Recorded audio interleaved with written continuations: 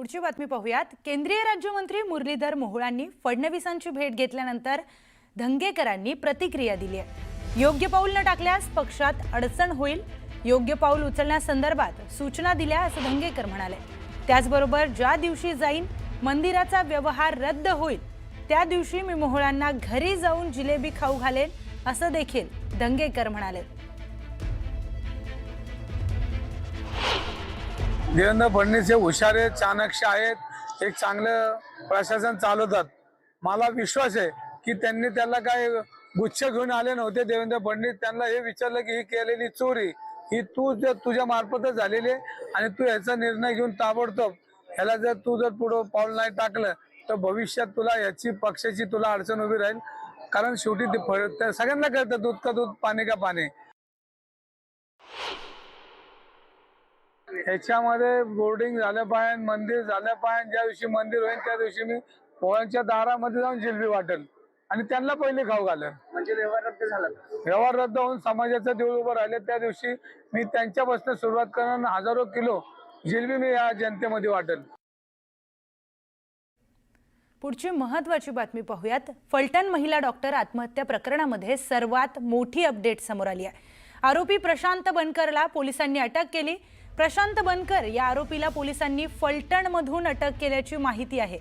आत्महत्या केलेल्या महिला डॉक्टर या फलटणमध्ये ज्या घरात राहत होत्या त्या घरमालकाचा प्रशांत बनकर हा मुलगा आहे। प्रशांत बनकर हा स्वतः घरी आला आणि त्यानंतर पोलिसांच्या स्वाधीन झाला असं त्याचा भाऊ सुशांत बनकर यांनी दावा केलाय। युवतीने हातावर लिहिलेल्या सुसाईड नोटमध्ये प्रशांत बनकरने आपला मानसिक आणि शारीरिक छळ केल्याचं लिहिलंय। तर दुसरीकडे महिला डॉक्टरच्या आत्महत्येला 36 तासांपेक्षा जास्त वेळ उलटलाय। तरी देखील आत्महत्येस कारणीभूत असणारा PSI गोपाल बदनेला अजूनही पोलिसांनी अटक केली नाही। त्यामुळे पोलिसांच्या तपासावर आता प्रश्नचिन्ह निर्माण केलं जात आहे। एक PSI फरार होतो मात्र पोलिसांना काहीच माहिती नाहीये, त्याला अद्याप अटक होत नाही। त्यामुळे संताप व्यक्त केला जातोय। हे जर इतर कोणाचं सरकार असतं तर या महिलांवरील हल्ले, अत्याचार, खून या विरोधामध्ये सत्ताधारी पक्षाच्या महिला नेतृत्वानं, महिला आमदारांनी रस्त्यावर तांडव केला असतं। मग आता ह्या सगळ्या गप्प काय, कसली वाट पाहतायत? अत्यंत चित्र गंभीर आहे या महाराष्ट्राचं।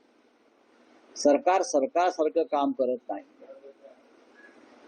सरकारची प्रशासनावर पकड नाही, गृह खातं अजगराप्रमाणे निश्चित पडलेलं आहे। अशा पद्धतीत या राज्यातील महिला असतील, तरुण असतील, वृद्ध असतील, त्यांची सुरक्षा वाऱ्यावर आहे। पगारी नेते संजय राऊत यांना मला सांगायचंय, महाराष्ट्रामध्ये देवाभाऊंच्या नेतृत्वात लोकांनी निवडून दिलेलं कायद्याचं राज्य आहे। फलटण प्रकरणात योग्य ती चौकशी होऊन दोषींवर कारवाई केली जाईल, कुणालाही सोडलं जाणार नाही। हे उद्धवजींचं सरकार नाही। पालघरमध्ये साधूंची हत्या झाली, तुमचं सरकार गपगुमान बसून होतं। लोकांचे मृत्यू तांडव सुरू होते, तुमचं सरकार घरात बसून होतं। हे देवाभाऊंचं सरकार आहे आणि कायद्याचं राज्य आहे। फलटण प्रकरणात जो कोणी दोषी असेल त्याच्यावर कारवाई होईल। तर फलटण येथील उपजिल्हा रुग्णालयातील डॉक्टर महिला आत्महत्या प्रकरणी प्रशांत बनकर याला अटक झाल्यानंतर त्याच्या कुटुंबियांसोबत न्यूज 18 लोकमतने संवाद साधलाय। प्रशांत बनकर हा पूर्णपणे निर्दोष असून संबंधित युवतीच त्याला त्रास देत होती असं त्याच्या घरचे सांगतात।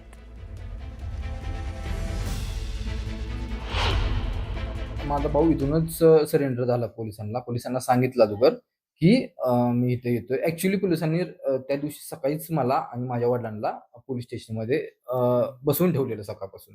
नंतर पोलीस म्हणले की ज्यावेळेस प्रशांत येईल त्याच्यानंतरच तुझी सुटका होईल आणि माझ्या आईला आणि माझ्या बहिणीला पोलीस स्टेशनमध्ये थांबून ठेवलं। हा, की ज्यावेळेस प्रशांत येईल त्याच्यानंतर हे दोघं जातील। आता प्रशांत तर काय बाहेर कधी इकडं कधी तिकडं, त्याचा फोन लागाना, काय होईना, हे सगळ्या गोष्टी चालूच होत्या। त्याच्यानंतर ते पोलीस मला घेऊन इथं घरी आले। त्याच्यानंतर आम्ही पोलिसांना म्हणलं आम्ही काही करून कॉन्टॅक्ट करून इकडं तिकडं जाऊन काहीतरी करून त्याला समजून सांगून तो एकतरी येत नाहीये, आम्ही त्याला आणतो, तुम्ही इथं थांबा। तर पोलीस इथं थांबले. आम्ही त्यांना इथं घेऊन आलो. पोलिसांना म्हणलं की आम्ही त्याला आणले. त्याच्यानंतर मी आणि माझा भाऊ आम्ही दोघं पोलिसांच्या गाडीत बसलो आणि आम्ही दोघं पोलीस स्टेशनला गेलो.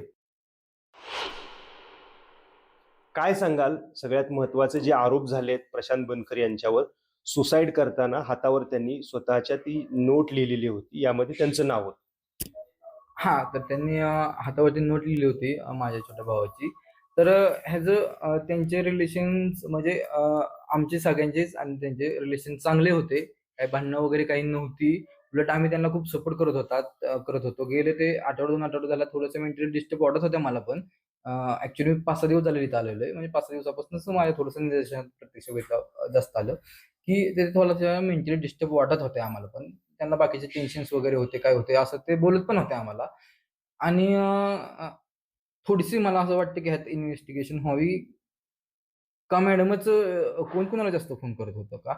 डॉक्टरच माझ्या भावाला जास्त फोन करत होते किंवा काही बातचीत त्यांच्यात होत होती, काय चर्चा होत होती. ह्याचं इन्व्हेस्टिगेशन व्हावं का असं म्हणजे मला तर असं वाटतं की माझ्या भावाला कुठेतरी अडकवलं जाते कारण नसताना.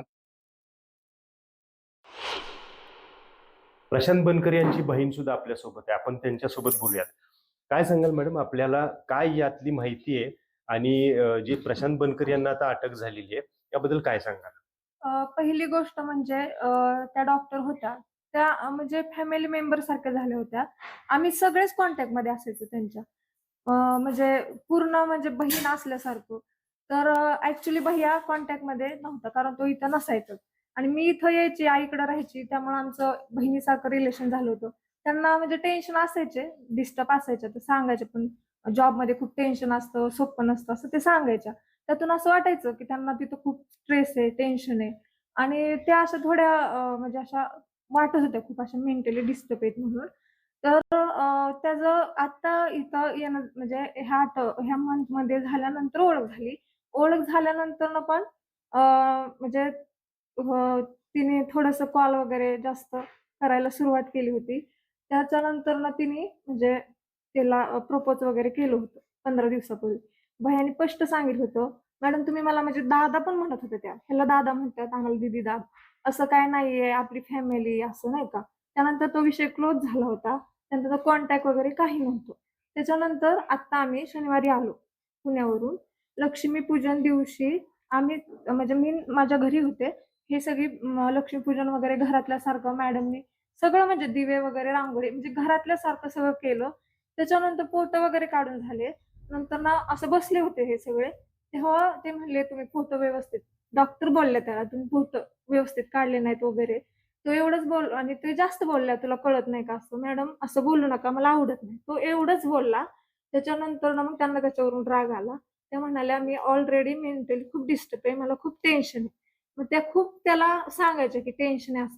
तो म्हणायचा, "मॅडम तुम्ही मला म्हणजे एवढं सांगताय, पण म्हणजे तुम्ही मला पण टॉर्चर केलं होते ना असं." त्याच्यानंतर दुसऱ्या दिवशी ज्यावेळेस तो इथून गेला फ्रेंडकडे गेलता, तो आजारी म्हणून. त्याच्यानंतर त्याला खूप तिने टॉर्चर केलं. खूप कॉल आले.